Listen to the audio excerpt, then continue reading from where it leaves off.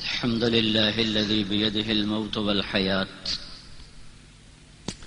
يقضي في خلقه ما يشاء ويتصرف في عباده كيف يشاء يحيي من يميت من يشاء ويميت من يشاء منكم من يرد إلى أرض العمر ومنكم من يتوفى من قبل حق ما قال وأشهد أن لا إله إلا الله وحده لا شريك له وأشهد أن سيدنا ومولانا محمدا عبده ورسوله صلى الله تعالى عليه وعلى آله وعلى أصحابه وبارك وسلم تسليما كثيرا كثيرا أما بعد فأعوذ بالله من الشيطان الرجيم بسم الله الرحمن الرحيم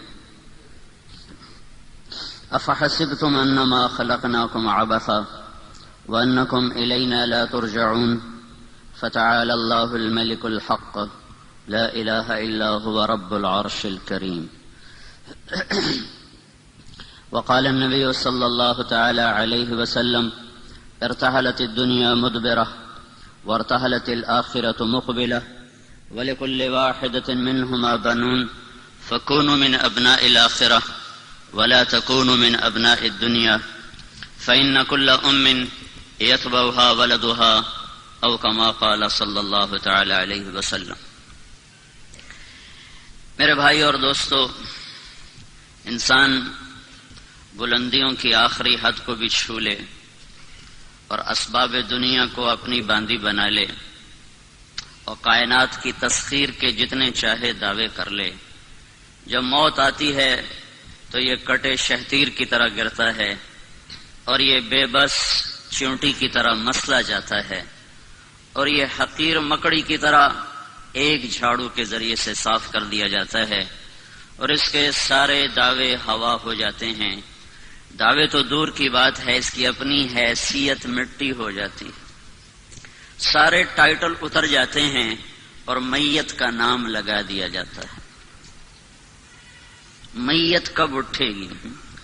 کون کہے گا مولانا طارق جمیل کب اٹھے گا؟ کہیں گے میت کداں چاوڑی ہے، جنازہ کس لے ہونا ہے؟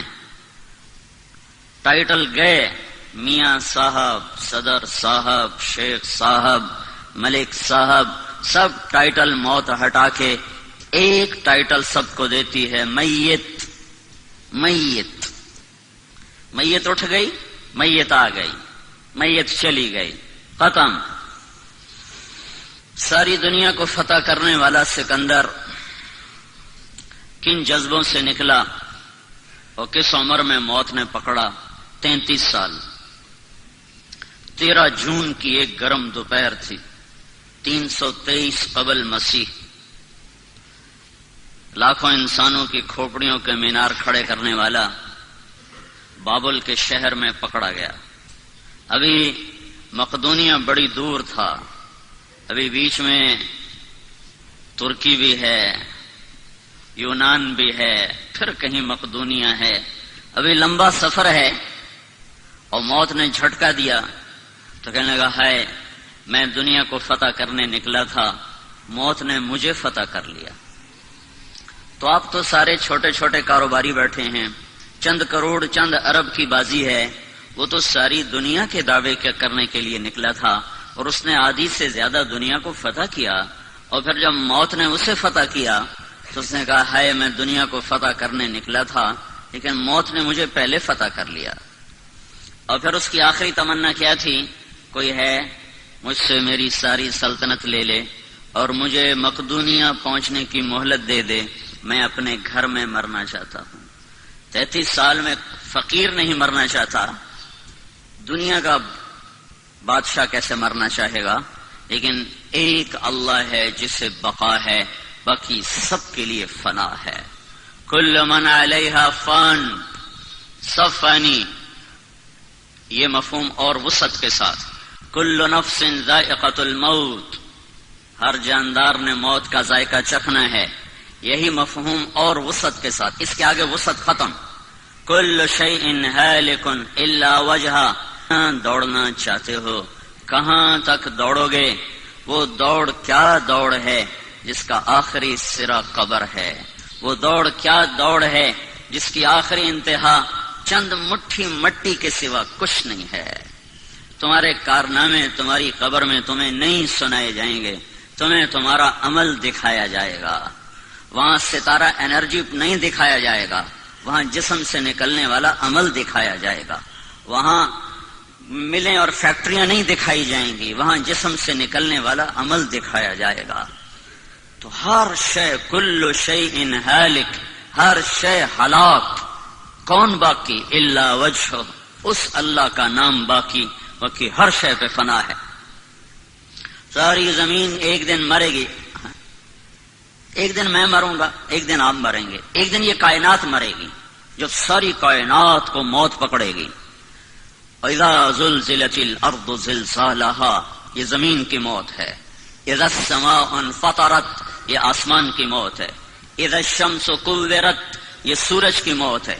واذا النجوم انكدرت، یہ ستاروں کی موت ہے۔ وانشق القمر، یہ چاند کی موت ہے۔ واذا البحار سجرت، یہ سمندروں کی موت ہے۔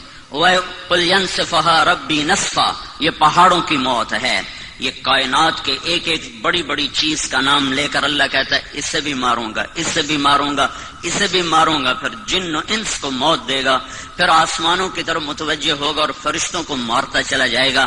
جنہوں نے لوگوں کو مرتے دیکھا خود کبھی نہ مرے، آج ان پر بھی موت اپنا کام کر دکھائے گی۔ پھر یہی موت کا جام گھومے گا ساتویں آسمان کو، پھر اس کو لپیٹ میں لیتا ہوا اٹھے گا عرش کو، تو اللہ عرش کے فرشتوں کی طرف توجہ فرمائے گا، وہ دھڑم سے گریں گے۔ پھر اللہ ملک الموت سے پوچھے گا کون باقی ہے، تو کہے گا یا اللہ یہ جبریل باقی ہے، اسرافیل باقی ہے، میکائیل باقی ہے، اور تیرا یہ غلام باقی ہے، باقی سب میں نے موت کی وادی میں دھکیل دیے۔ تو میرا اللہ کہے گا فلیمت میکائیل، میکائیل مر جائے۔ تو وہ جو سور ہاتھ میں لیے ہوئے میکائیل، اسرافیل، فلیمت اسرافیل، اسرافیل مر جائے تو وہ سور اس کے ہاتھ سے گرے گا اور وہ ادھر گرے گا اور سور ہوا میں لٹک جائے، معلق ہو جائے گا۔ پھر اٹھتا ہوا جیسے یہ پنکھا چھت کے ساتھ لٹکا ہوا ہے، ایسے سور جا کر اللہ کے عرش کے ساتھ لٹک جائے گا اور میکائیل مر جائے گا۔ پھر اللہ پوچھے گا کون باقی ہے، تو پھر کہے گا یا اللہ ایک جبرائیل ہے، ایک میکائیل ہے، ایک تیرا غلام ہے۔ تو اللہ تعالیٰ فرمائے گا فلیمت جبریل و میکائیل، جبرائیل اور میکائیل مر جائیں تو اس پر اللہ کا عرش تھرائے گا اور سفارش کرے گا اور عرض کرے گا یا اللہ جبریل میکائیل کو بچا لیا جائے۔ اجموت جبریل و میکائیل، یا اللہ یہ بھی مر جائیں گے؟ تو اللہ تعالیٰ فرمائے گا اسکت، خاموش، فقط كتبت الموت على من كان تحت عرشی، میرے عرش کے نیچے سب کے لیے موت ہے، کوئی نہیں بچ سکتا۔ لو كانت الدنيا تدوم لأهلها لكان رسول الله فيها مخلد، یہاں کسی کو باقی رکھتا تو محمد کو باقی رکھتا، اسے بھی موت دیتی صلی اللہ علیہ وسلم۔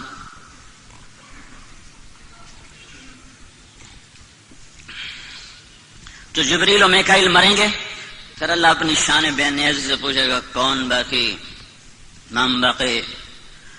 تو اب ملک الموت کی ٹانگیں کانپیں گی، انہوں پتہ لگ گیا ہوں میری واری آ گئی، ہوں میں نہیں بچنا۔ کہے گا یا اللہ اوپر تو باقی، نیچے تیرا غلام باقی۔ تو اللہ کہے گا خلق من خلقی، تو بھی میری ایک مخلوق ہے، جیسے تمہیں پیدا کیا ویسے ہی آج تو بھی مر جا۔ تو ملک الموت ایک چیخ مارے گا، اگر کائنات ہوتی تو پھٹ جاتی، کائنات تو پہلے پھٹ گئی تھی، کائنات سلامت ہوتی تو پھٹ جاتی اس کی چیخ پر، اتنی خوفناک اس کی چیخ ہوگی اور وہ مرے گا، اور ساری کائنات کو اندھیرے میں دھکا دے کر میرا اللہ کہے گا من کان لی شریکا فلیأت، اب میرا کوئی شریک ہے تو آؤ میرے سامنے۔ کدھر ہو؟ کہنے والے اساں جو چاہیے کر دے، سانو کون ہے پوچھنے والا، سانو کون ہے پوچھنا، جو ساڈا دل آوے ایسی کریے، جو ساڈا دل آوے ایسی کریے۔ آج کدھر ہو؟ من کان لی شریکا فلیأت، کوئی ہے میرا شریک تو آؤ۔ پھر اللہ کہے گا من کان لی شریکا فلیأت، کوئی ہے میرا شریک تو آؤ۔ پھر اللہ کہے گا من کان لی شریکا فلیأت، کوئی ہے میرے مقابلے میں تو آؤ۔ پھر اللہ زمین آسمان کو ایک جھٹکا دے گا، پھر کہے گا انا الملک، میں ہوں بادشاہ۔ پھر دوسرا جھٹکا دے گا، پھر کہے گا انا القدوس السلام المومن، میں ہوں قدوس السلام مومن. پھر اللہ تیسرا جھٹکا دے گا، پھر کہے گا انا المہیمن العزیز الجبار المتکبر، میں ہوں مہیمن عزیز جبار متکبر. پھر اللہ تعالیٰ کہے گا این الملوک، بادشاہ کدھر ہیں؟ این الجبارون، ظالم کدھر ہیں؟ این المتکبرون، تکبر کرنے والے کدھر ہیں؟ پھر اللہ کہے گا لمن الملک اليوم، آج کس کی بادشاہی ہے؟ کوئی ہو جواب دینے والا تو بولے. تو پھر اللہ خود کہے گا للہ الواحد القہار، آج اکیلے قاہر شہنشاہ کی بادشاہی ہے. پھر اللہ کہے گا انی بدأت بالدنیا ولم تکن شیئا، اے میرے بندو، ہم تو کوئی نہیں ہوں گے، ساڑیاں رومن والا سنا رہا ہوئے گا. ہاں سنو سنو، تم کچھ نہ تھے، میں نے تمہیں بنایا، پھر میں نے تمہیں مٹایا، پھر میں تمہیں دوبارہ زندہ کروں گا. وَأَنَا الَّذِي أُعِيدُهَا، میں ہی تمہیں دوبارہ زندہ کروں گا. فَرِيقٌ فِي الْجَنَّةِ وَفَرِيقٌ فِي السَّعِيرِ، ایک کو جنت ملے گی، ایک کو جہنم کا ذائقہ چکھنا پڑے گا. یہ نتیجہ یہاں کی زندگی پر ہے کہ تم کیسی زندگی گزارتے ہو. بھائیو، صرف ایک اللہ کی ذات ہے جو فنا سے پاک ہے، باقی سب مٹ جانے والا جہان ہے. اللہ تعالیٰ نے دیکھو کس طرح اچانک موت کا پیغام بھیج. اتنے اسباب رکھنے والا گھرانہ اور اتنا دھن دولت رکھنے والا گھرانہ، اور کس بے بسی کا اللہ تعالیٰ نے منظر دکھایا. کچھ کر سکتے ہو؟ کچھ کر سکتے ہو تو کر کے دکھاؤ. میرا امر آیا ہے، تم روک کے دکھا دو. فلولا ان کنتم غیر مدینین ترجعونها ان کنتم صادقین، تم یہ کہتے تھے ہم جو چاہیں کر کے دکھا دیں اور ہم کسی کے تابع نہیں ہیں، ہم آزاد ہیں. تو میں کر رہا ہوں، تم روکو. میں اٹھا رہا ہوں، تم بچاؤ. میں لے جا رہا ہوں، تم ٹھہرا کے دکھاؤ. نہیں نہیں نہیں، یہاں صرف اللہ کا سکہ چلتا ہے. للہ الامر من قبل ومن بعد، پہلے بھی اللہ تھا، آج بھی اللہ ہے، پھر بھی اللہ رہے گا. ان الامر كله للہ، ان القوة للہ جميعا، ان العزة للہ وللہ العزة ولرسوله وللمؤمنین. قل اللهم مالك الملك تؤتي الملك من تشاء وتنزع الملك ممن تشاء وتعز من تشاء وتذل من تشاء بيدك الخير انك على كل شيء قدير. تولج الليل في النهار وتولج النهار في الليل وتخرج الحي من الميت وتخرج الميت من الحي وترزق من تشاء بغير حساب. انہیں بتا دو وہی ایک ہے، اللہ لا الہ الا ہو، جو ہر شرک شراکت سے پاک ہے. الحی، زندہ، القیوم، قائم، لا تاخذہ سنہ، اونگ سے پاک، ولا نوم، نیند سے پاک. لہو ما فی السماوات وما فی الارض، زمین آسمان، وما بینہما تحت الثری، مشرق مغرب شمال جنوب، فوق تحت، ناری نوری، خاکی آبی ہوائی خلائی فضائی، سب اس کے غلام، سب اس کے نوکر، سب اس کی رعایا، سب اس کی ملک. اور وہ اکیلا مالک، وہ اکیلا خالق، وہ اکیلا بادشاہ، وہ اکیلا باری، وہ تنہا مصور، وہ تنہا مدبر، وہ تنہا وکیل، وہ تنہا مہیمن، وہ واحد اور احد، وہ صمد اور لم یلد اور لم یولد اور لم یکن لہ کفوا احد. وہ اپنی ذات میں واحد بھی ہے. احد، واحد کون ہے؟ جس کا پارٹنر کوئی نہ ہو. احد کون ہے؟ جس جیسا کوئی نہ ہو. واحد، واحد، شریک کوئی نہیں. یہ انسان کہہ سکتا، ملک اجاز کہہ سکتا ہے میں اپنے کاروبار کا واحد مالک ہوں، میرا پارٹنر کوئی نہیں. یہ کلام جائز ہے. یہ نہیں کہہ سکتا میں اپنے کام کا احد مالک ہوں. احد صرف اللہ ہے، احد صرف اللہ ہے، احد صرف اللہ ہے. احد کسے کہتے ہیں؟ جس کا مثل نہ ہو، جس کی مثال نہ ہو، جس کی شبہ نہ ہو، جس کی شبیہ نہ ہو، جو تصور میں نہ آئے، جو تصور تخیل ظنون سے اوپر اوپر اوپر کہ لفظ اوپر بھی اس کی بلندی کو بتانے سے قاصر ہو جائے. وہ احد ہے، وہ احد ہے، وہ احد ہے. اور وہ صرف اللہ ہے، اور وہ صرف اللہ ہے، اور وہ صرف اللہ ہے. باقی سب اس کی مخلوق ہیں، اور اس نے سب کو موت کا پیالہ پلانا ہے. صرف ایک ہستی سے پوچھا تھا رہو گے کہ آؤ گے؟ بس ایک محمد بن عبداللہ، بس صلی اللہ علیہ وسلم. بس ایک سے پوچھا تھا رہنا چاہتے ہو کہ آنا چاہتے ہو؟ اور نہیں پوچھے گا. پوچھا حسیب کی ماں سے پوچھا، وہ تو شادی کی تیاریاں کر رہی تھی. کیسے اٹھا لیا؟ ایک ہستی سے پوچھا ہے. اس کی ماں کو بھی ہائے بڑا صدمہ ہے. بہت نیک خاتون تھی، بہت نیک خاتون تھی، اور بڑے اخلاق والی، بڑی صفات والی. لیکن موت اللہ کا امر ہے، سانس کوئی گھٹا نہیں سکتا. موت کو ظلم نہیں ہے. سنو، یہ مت کہو بے وقت موت، کوئی بے وقت نہیں مرتا، یہ اللہ پہ اعتراض ہے. بڑی بے وقت موت آئی ہے، اللہ نو ٹائم ٹیبل کا پتہ نہیں لگا. بے وقت کوئی نہیں مرتا، اپنے وقت پر ہی موت آتی ہے. اور یہ سر جھکوانے کے لیے کہ مانو میری تقدیر کو کہ یا اللہ ہم ایمان لائے، تیرا کڑوا فیصلہ منظور، تیرا میٹھا فیصلہ منظور، تیری تقدیر منظور، تیری تدبیر منظور. اللہم انی اسألک الرضا بعد القضاء. روز تمہارا نبی یہ دعا مانگتا تھا، صبح و شام کی دعا ہے، اے اللہ میں تیری تقدیر پہ راضی ہونا مانگتا ہوں، مجھے اپنی تقدیر پہ راضی کر دے. اسألک الرضا بعد القضاء، اپنی قضاء اور قدر پہ مجھے راضی کر دے، میری زبان پہ گلہ نہ آئے، شکوہ نہ آئے. ہے لیکن اپنے حبیب کی ماں کو کیسے اٹھایا؟ حبیب سے تو پوچھا، پر حبیب کی ماں کو کیسے اٹھایا؟ حسیب کی ماں تو حسیب کو جوان چھوڑ کے گئی ہے اور دھن دولت میں چھوڑ کر گئی ہے، بڑے رزقوں پہ بٹھا کر گئی ہے. اور میرے نبی کی ماں کہاں تھی، کس حال میں تھی؟ تھوڑا پیچھے سے میں آپ کو بیک گراؤنڈ سناؤں تو اس سے اس واقعے کی کا کرب اور زیادہ آپ کے سامنے آئے گا کہ اسماعیل علیہ السلام کے انتقال کے بعد آپ کا جو سسرالی خاندان ہے جرہم، وہ مکے کا حکمران بنا. انہوں نے کوئی 2000 سال حکومت کی. پھر ان کے ظلم و ستم پر بنو خزاعہ نے ان کو نکالا اور وہاں اپنی حکومت قائم کی. دوسری صدی عیسوی میں تو عمرو بن حریث جرہمی نے زمزم کا کنواں بند کر دیا اور پتھر اکھاڑا حجر اسود اور زمزم کے کنویں میں ڈال دیا.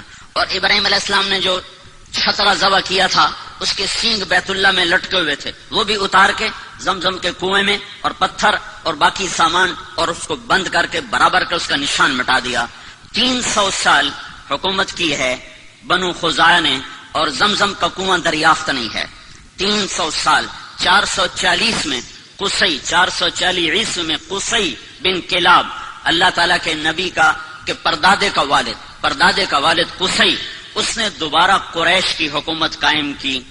جرہم سے خزاعہ نے چھینی، خزاعہ سے دوبارہ آپ کے پردادا کے والد قصی بن کلاب نے، ان کا اصل نام عمر تھا، تو انہوں نے دوبارہ قریش کی حکومت قائم کی. زمزم کا کنواں گم ہے، زمزم کے کنویں کا کسی کو کوئی پتہ نہیں.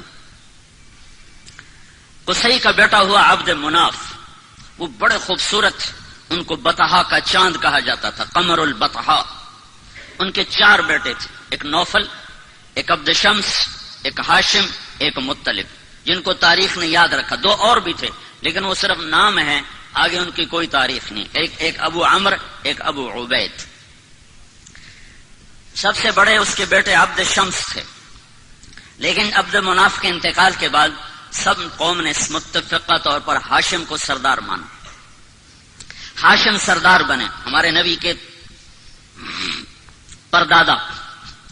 تو ہاشم کی سرداری میں وہ ملک شام کے سفر پر ہیں، انہوں نے مدینہ میں شادی کی، بنو نجار میں، اور خود وہ چلے گئے آگے تجارت کے لیے شام. غزہ میں پہنچ کر ان کا انتقال ہو گیا. پیچھے اس عورت سے ایک لڑکا پیدا ہوا، اس لڑکے کے بال سفید تھے تو ماں نے اس کا نام شیبہ رکھا. قریش کی سرداری مطلب کو ملی، مطلب ہاشم کے بھائی مطلب، ان کو سرداری ملی. کسی کو نہیں پتا کہ ہاشم کا ایک بیٹا مدینہ میں ہے جو میرے نبی کا دادا بننے والا ہے. گزرا، چند بچے تیر اندازی کر رہے تھے تو ایک بچے کا نشانہ سیدھا جا کے لگتا تھا، وہ گول جو آخری گول نشان ہوتا تھا اس کے اندر جا کے لگتا، وہ کہتا خذھا وانا ابن ہاشم، دیکھ میرا نشانہ، میں ہوں ہاشم کا بیٹا. تو اس آدمی نے جا کر مطلب کو بتایا کہ ایک بچہ میں نے دیکھا ہے جس کا نشانہ بے خطا تھا اور ہر تیر پہ کہتا تھا دیکھو میرا نشانہ، میں ہوں ہاشم کا بیٹا. تو مطلب کو اتنا پتا تھا کہ میرے بھائی نے ایک شادی مدینہ میں کی تھی، یہ نہیں پتا تھا کہ اس سے کوئی اولاد بھی ہوئی، تو انہوں نے اپنی اونٹنی کو تیار کیا اور مارا ماری کرتے ہوئے مدینہ پہنچے اور ان کی ماں سے ملے۔ بچے کو دیکھا تو ہاشم کے سارے آثار تھے، پتا کیا ہاں ہاشم کا بیٹا ہے، تو کہا ہمیں دے دو۔ ماں نے کہا میری آنکھوں کا نور، میرا آخری سہارا، تمہیں دے کے میں زندگی کیسے گزاروں؟ کیسے دے دو، اسے میں قریش کا سردار بناؤں، یہ بڑی شان والا ہوگا، تیرا ہی نام زندہ ہوگا۔ تو سرداری پر ماں نے بچے کے حوالے کر دی۔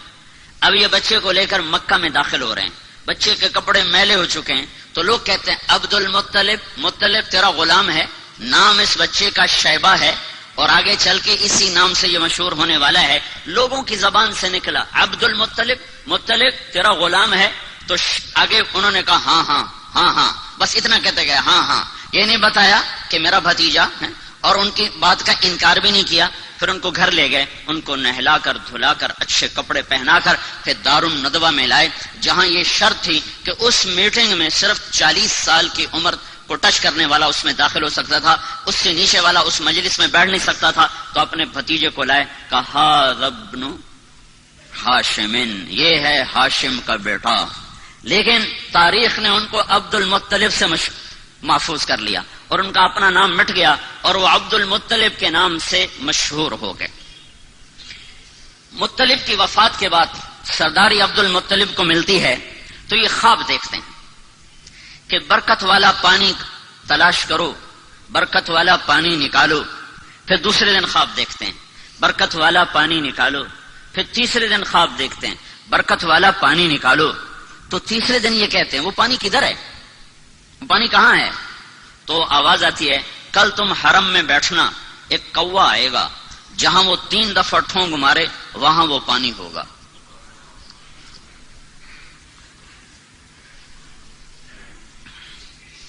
تو عبد المطلب صبح جا کے حرم میں بیٹھ گئے دارالندوہ ملتزم کے ساتھ۔ ایک کوا آیا جہاں زمزم کنواں، وہاں کے بیٹھا، ایک ٹھونگ ماری، پھر دوسری ماری، پھر تیسری ماری، پھر وہ اڑ گیا۔ تو عبد المطلب کا ایک بیٹا ہے اس وقت حارث، انہوں نے قریش کو جمع کیا، کہا یہاں وہ مبارک پانی ہے، میری مدد کرو ہم نکالیں۔ وہ کہا کوئی نہیں ایسے ہی سر پھوڑنا، پتھروں سے لڑنا کوئی آسان کام ہے؟ کچھ نہیں ہے۔ اس نے سب کی منتیں کی، کوئی نہیں مانا۔ تو دونوں باپ بیٹا مل کر کھودنے لگے، کھودنے میں آئی دقت، تو عبد المطلب کہنے لگے وہ بھی کوئی آدمی ہے جس کی اولاد نہ ہو۔ اس کو فخر سمجھا جاتا تھا، اولاد کی کثرت کو فخر سمجھا جاتا تھا، اور یہ آج بھی فخر ہے۔ یہ مغرب کی اندھی تہذیب نے کم بچے خوشحال گھرانہ، یہ بڑا عذاب ہے، بڑا عذاب ہے، بڑا عذاب ہے۔ جاؤ دیکھو، وہ دیکھ رہے ہیں ان کی نسل ختم ہو رہی ہے اور مائنس میں جا رہی ہے، مائنس میں جا رہی ہے۔ اللہ کی تقدیر سے لڑنا اپنا ماتھا پھوڑنے والی بات ہے۔ تو وہ کہنے لگے آج قریش میرا ساتھ نہیں دے رہے، اگر اللہ نے مجھے 10 بیٹے دیے اور 10 کے 10 جوان ہو گئے تو میں ایک کو اللہ کے نام پہ ذبح کر دوں گا۔ یہ منت مانی اس تنگی کو دیکھ کر کہ کوئی ساتھ دینے والا نہیں ہے، تو کرتے کرتے کرتے وہ کنویں کے آثار ظاہر ہو گئے اور اس میں سے سامان نکلنا شروع ہو گیا، اور وہ حجر اسود نکل آیا اور وہ سینگ نکل آئے۔ تو سارے قریش آ گئے، عبد المطلب ہمیں کنویں میں حصے دار بناؤ، کہ سب دفع ہو جاؤ، کسی کا کوئی حصہ نہیں، اب یہ صرف میرا ہے اور میری اولاد کا ہے۔ تو باپ بیٹا نے مل کر زمزم کا کنواں جاری کیا، جس کو بند ہوئے کوئی 300 سال سے زیادہ گزر چکا تھا۔ دوسری صدی عیسوی میں بند ہوا ہے، اور جا کر 5ویں صدی عیسوی میں جا کر وہ زندہ ہوا ہے۔ تو بیچ میں کوئی 300-350 سال یہ کنواں بند رہا۔ تو عبد المطلب کو اپنی منت یاد تھی، اللہ نے اسے حارث دیا، زرار دیا، عباس دیا، قسم دیا، زبیر دیا، مقوم دیا، عبد العزہ دیا، عبد الدار دیا اور عبداللہ دیا، اور 10 پورے ہو گئے، 10 پورے ہو گئے تو سارے جوان ہو گئے۔ تو اس نے سارے بچوں کو اکٹھا کیا حرم میں، کہا بیٹھو میں نے منت مانی تھی کہ اگر اللہ نے مجھے 10 بیٹے دیے اور 10 جوان ہو گئے تو میں ایک کو اللہ کے نام پہ قربان کروں گا، تم تیار ہو؟ تو 10 نے کہا ہم تیار ہیں۔ پھیر دے چھری، پھیر دے۔ ہے ہماری اولاد ہماری جائز بات ماننے کو تیار نہیں ہے، اور اس کی اتنی بڑی بات ہاں تیار ہے کرو. تو قرآن اندازی کے لیے حبل کا بت تھا، اس پہ تیر لٹکے ہوتے تھے، اس میں ترکش میں، تو اس پر وہ فال نکالتے تھے. تو اس نے 10 بیٹوں کے نام لکھوائے تیروں پر، اور پھر اس کو گھمایا، پھر وہ یوں حرکت دیتے تھے تو اس میں سے ایک تیر باہر نکلتا تھا. تو جو تیر جو نکلا تو اس پہ عبداللہ کا نام تھا. عبداللہ، محمد بن عبداللہ، عبداللہ. اور عبداللہ عبد المطلب کے سب سے محبوب بیٹے تھے، سب سے چہیتے بیٹے تھے، اور سارے مکہ کی وادی میں سب سے حسین نوجوان تھے. ہر عورت تمنا کرتی تھی کہ میرا اس سے نکاح ہو جائے. تو عبداللہ کا نام نکلا. انہوں نے کہا یا ابا تفعل، ابا کر، میں تیار ہوں، میری طرف سے کوئی اعتراض نہیں. تو جب اس کا ہاتھ پکڑا اور چھرا ہاتھ میں، تو سارے مکے میں کوہرام مچ گیا. اور بہنوں نے آ کر 5 بیٹیاں تھیں، عروہ اور عاتقہ اور صفیہ اور عمیمہ، انہوں نے آ کے شور مچا دی کہ ہمارے سامنے ہمارا بھائی ذبح ہو، ہم یہ برداشت نہیں کر سکتے. قریش اکٹھے ہو گئے، یہ تم نے سنت جاری کر دی تو پیچھے کون اس کو زندہ رکھے گا، اور کیا یہ ظلم کی سنت ہے تم جاری کرنا چاہتے ہو؟ کہا یہ عرب سردار کا بول ہے، یہ پورا ہوگا. جب سارے پیچھے پڑ گئے تو پھر یہ فیصلہ ہوا، جیسے آج کل کے عدالتیں ہیں، تو اس وقت کی عدالتیں ہوتی تھی کاہن، نجومی. تو حجر میں ایک کاہنہ تھی قطبہ کا، اس کے پاس مجھے لے چلو، وہ جو کہے گی میں وہ کروں گا. تو یہ سارا قبیلہ قریش حجر پہنچا، وہاں کاہنہ کے پاس پہنچا. تو اس نے پوچھا کہ تمہارے ہاں قتل کی قیمت کیا ہے؟ اگر کوئی بدلہ نہ لینا چاہے اور قیمت لے تو کتنی؟ کا جی 10 اونٹ. کا ایک تیر پہ لکھو 10 اونٹ، اور دوسرے تیر پہ لکھو عبداللہ، اور جا کر وہاں اسے گھماؤ، جب تک عبداللہ کا نام نکلتا رہے اونٹ بڑھاتے جاؤ، 10 کے 20 کرو، 20 کے 30 کرو، 30 کے 40 کرو. جب اونٹوں کا نام نکلے تو عبداللہ کو چھوڑ دو، اور جتنے اونٹ نکلیں اتنے ذبح کر دو. یہ فیصلہ سن کر یہ سارا قافلہ واپس لوٹا ہے، اور وہ حبل کے سامنے وہ تیروں کے اوپر ایک پہ لکھا گیا عبداللہ، ایک پہ لکھا گیا 10 اونٹ. جب گھمایا تیر باہر نکلا عبداللہ تو 20 ہو گئے، پھر گھمایا پھر نکلا عبداللہ تو 30 ہو گئے، پھر گھمایا پھر نکلا عبداللہ تو 40 ہو گئے، پھر گھمایا عبداللہ 50 ہو گئے، پھر نکالا عبداللہ تو 60 ہو گئے، پھر نکالا عبداللہ 70 ہو گئے، پھر نکالا عبداللہ 80 ہو گئے، پھر نکالا عبداللہ 90 ہو گئے، پھر نکالا عبداللہ 100 ہو گئے، پھر نکالا تو اونٹ نکلے 100 اونٹ. تو سارے قریش نے کہا الحمدللہ، بات ٹھیک ہے 100 اونٹ. عبد المطلب نے کہا نہیں نہیں نہیں، ایک دفعہ اور کرو. دوبارہ کیا تو پھر 100 اونٹ. پھر انہوں نے کہا نہیں نہیں، ایک دفعہ اور کرو. پھر 12 کیا تو 100 اونٹ. تو اس پر عبد المطلب نے 100 اونٹ ذبح کیے، اور یہ عبداللہ سارے عرب کی مشہور شخصیت بن گئی، اور ان سے شادی کی تمنا ہر خاندان میں پیدا ہوگی. یہ جنگل میں تھے کام کو گئے ہوئے، ان کو یہود نے پہچانا کہ یہ وہ آخری نبی کا باپ ہے، تو اس کو قتل کرنے کے لیے تلواریں نکالی. تو اچانک کچھ نورانی مخلوق ظاہر ہوئی، اور انہوں نے یہود کو دھکے مار ان کی آنکھیں نکل گئیں، اور وہ اندھے ہو کے ادھر گرے ادھر گرے. یہ منظر حضرت آمنہ کے والد وہب دیکھ رہے تھے، جنگل میں وہ لکڑیاں کاٹ رہے تھے. انہوں نے یہ منظر اپنی آنکھوں سے دیکھا. جب وہ واپس پہنچے تو انہوں نے اپنی بیوی سے ذکر کیا. انہوں نے فوراً عبد المطلب کو اپنی بیٹی کا پیغام بھیج دیا کہ اگر آپ چاہیں تو ہم اپنی بیٹی آمنہ آپ کے بیٹے کے نکاح میں دے سکتے ہیں. تو یہ بہت بڑی شادی ہوئی، اور مکے کی یادگار شادی تھی کہ ذبیح، اللہ کے نبی کہا کرتے تھے انا ابن الذبیحین، میں 2 ذبیح کا بیٹا ہوں. ایک میرا دادا اسماعیل، وہ بھی ذبح ہوتے ہوتے بچا. ایک میرا باپ عبداللہ، وہ بھی ذبح ہوتے ہوتے بچا. دونوں کو اللہ نے بچایا. تو یہ شادی ایک عظیم اور فقید المثال قسم کی شادی ہوئی کہ ایک عبداللہ کا چرچا، ایک عبد المطلب کی سرداری اور شہرت، اور ایک سارے خاندانوں کی تمنا اس سے شادی کرنے کی، اپنی بیٹیاں دینے کی. تو یہ ایک یادگار شادی تھی.